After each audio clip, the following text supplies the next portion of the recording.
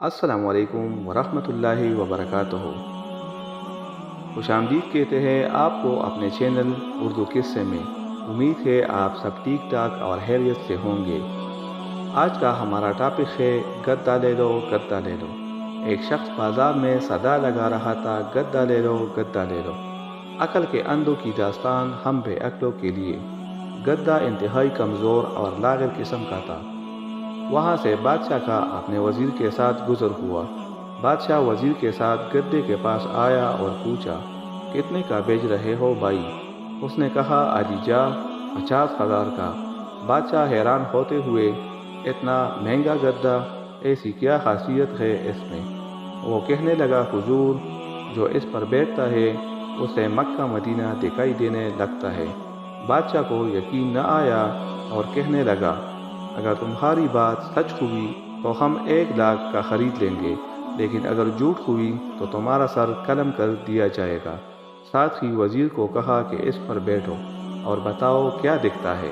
وزیر بیٹھنے لگا تو گدے والے نے کہا، جناب، مکہ مدینہ کسی گناہگار انسان کو دکھائی نہیں دیتا۔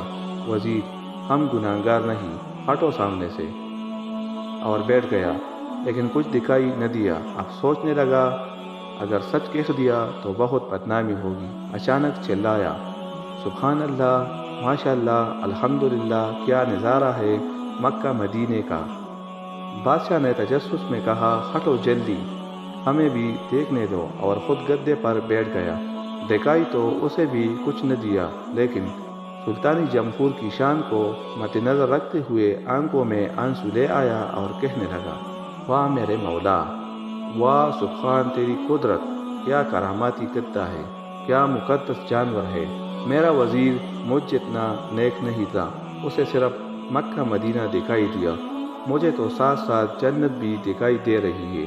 اس کے اترتے ہی عوام ٹوٹ پڑی، کوئی گدے کو چھونے کی کوشش کرنے لگا، کوئی چومنے کی، کوئی اس کے بال کاٹ کر تبرک کے طور پر رکھنے لگا، وغیرہ وغیرہ۔ یہی حال کچھ ہمارے سماج میں بس رہے کچھ جعلسازوں اور مکاروں کا ہے۔ اللہ تعالی ہمیں ایسے جعلسازوں اور مکاروں سے بچائے، آمین۔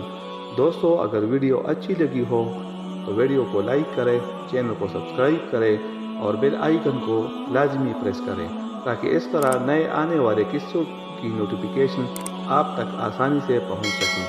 شکریہ، اللہ حافظ۔